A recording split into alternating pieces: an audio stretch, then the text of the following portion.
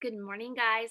So, this morning I am wearing a special crown, which reminded me when I was about your guys' age, I loved American Girl. And I don't know if they still have her, but there's a girl from Sweden, I think.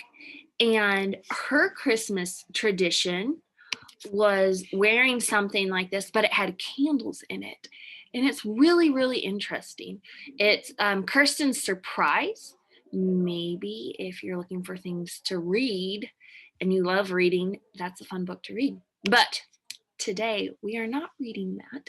You are going to practice your own cold read for this assessment. So, what's going to happen is that you're going to carefully um, listen to the story, but I'm also going to give you a PDF of the story so you can look at both. You have, I think, 3 questions. Take your time. There's no rush. And if there's something you don't know, go back and reread it or re listen to it, whichever one is easiest for you. So, with that being said, let's get started with the story. It's another story about um, Mary Ann, oh, well, Mary Anning. And it's kind of interesting because it's like what part is similar to Stone Girl, Bone Girl, and what part is different. But the focus is on the dog. So obviously, I love it. And this is called The Dog That Dug for Dinosaurs. A long time ago, there was a little dog named Trey. He was black and white all over. He had friendly brown eyes and a very wiggly tail. So that means he's kind of happy, right? Sometimes we stop and think about things. The author doesn't tell us exactly, but it helps us know what the character's like you do in your practice and skills. Trey lived in England. Trey was a real dog, and this is an honestly true story about him. Trey loved 2 things most in the whole world. First, he loved Mary Anning. She was 12 years old and lived with her family in a small cottage near the beach in Lyme Regis. Secondly, Trey loved going with Mary to dig for fossils. So, what are fossils anyway? They are the remains of animals and plants that died a long time ago.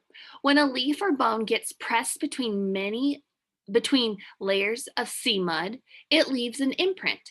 After many years, the mud hardens to rock. And there was a cool song I had you listen to, and we're going to go more into it next unit. Trey and Mary knew that they would find the very best fossils high up on the cliffs around the beach. They climbed up there every day. Trey sniffed the rocks. He pawed the dirt. Mary used a small hammer and chisel. Tap, tap, tap, tap, tap. With these tools, Mary carefully cut fossils out of the cliff as her father had shown her. Trey watched as she placed the fossils in her basket. Most of them looked like seashells. Mary and Trey sold them as souvenirs to the tourists that came by stagecoach to swim at the beach near their home. One day, Trey and Mary discovered some very large bones sticking out of the rocks. They were huge. Trey growled and tried to dig the bones out. Mary used her hands to brush away the loose dirt. Trey, we've discovered a monster, she declared. The bones were much too big for Trey and Mary to remove by themselves. Do you remember this from Stone Girl, Bone Girl? I'll go for help, Mary said. You stay here, Trey. Trey barked loudly, ruff, ruff, and sat down in front of the bones. He was a very good guard dog. Isn't he cute? Mary ran all the way back to town and asked some grown-ups to help her. Trey and I have found something really special in the cliff, she told them. Just wait and see. When the men saw the giant rib bones in the side of the cliff, they were amazed. "What a beast!" they cried. "Look at those sharp teeth. Is is it a crocodile?" one man asked. "Or a stubby whale?" Uh, we don't know what it is, Mary admitted, but we know it's something special, don't we, Trey? Trey yipped and wagged his tail. A rich man who lived nearby heard about the sea monster.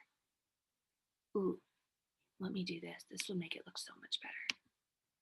Haha, way better. Sorry about that.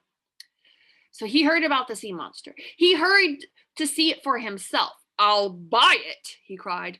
"I will give it to the British Museum in London." Uh, do you know what it is? Mary asked. "It is called an ichthyosaur," the man told her. "That means fish lizard," he explained. "It's like a dinosaur with fins." We've heard that word before.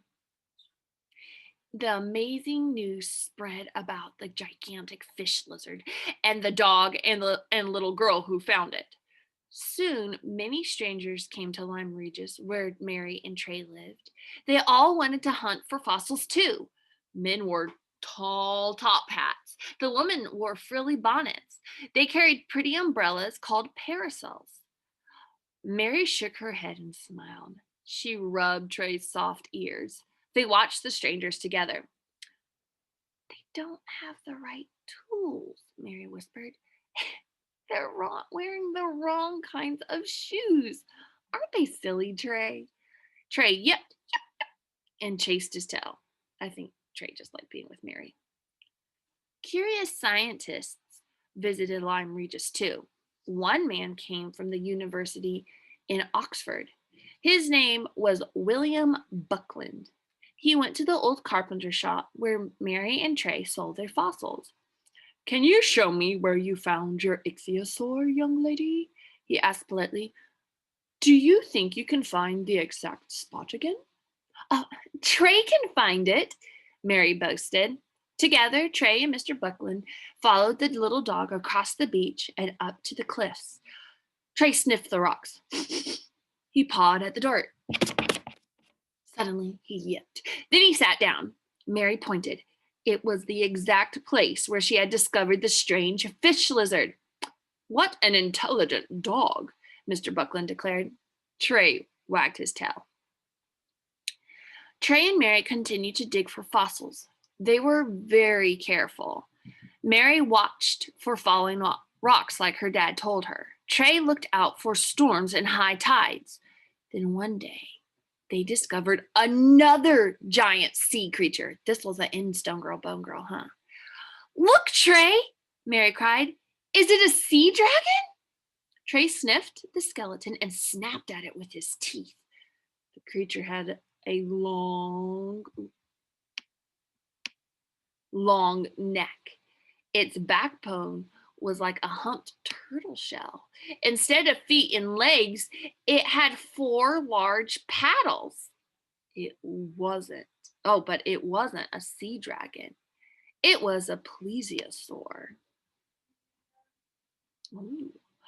One day, Trey and Mary, they found a fossil that no one in England had ever seen before. This one had huge bony wings like a bat and a long sharp jaw. Trey growled. Trey growls a lot too. "It looks like a gigantic flying lizard," Mary declared. The scientists thought so too. That's why they needed a pterodactyl. We know that one, huh? That means lizard with wings. Over the years, Trey, Mary, and Mr. Buckland became good friends. They showed him where to find the best fossils in Lyme Regis. Mr. Buckland brought books about dinosaurs for Mary. He brought beef toys or bones for Trey. Mary, with Trey on her lap, studied her books every day. When Trey's whiskers turned gray and Mary was all grown up, they still collected fossils and sold them in the old carpenter shop. There were boxes and baskets filled with fossils on the floor and on the shelves. Some of the fossils Fossil creatures were so big they couldn't fit through the door. Can you stop and visualize that? I almost like it'd be like this closet totally filled with fossils. That'd be crazy. Sometimes children and tourists stop by to buy fossils of ancient sand dollars or tiny fish and curly shells. Many scientists came to the shop to buy fossils too. They brought carts and wagons to haul away the really large ones. This is a real life drawing. Back then, they didn't have cameras or cameras on our phone, so they had to draw. She doesn't look very happy in this picture, though. Trey and Mary Anning became famous. Today, if you go to the Natural History Museum in London, you can see the large fossils they discovered together. You can also see a famous painting of Mary holding her fossil basket and Trey, the dog that dug for dinosaurs. Okay, so I read you the story. Go back and you can reread it by yourself if you want, or re-listen to it so you can answer the questions to the best of your ability. Don't forget, if there's writing in them, complete sentences. Keep up the great work. Love ya. Bye.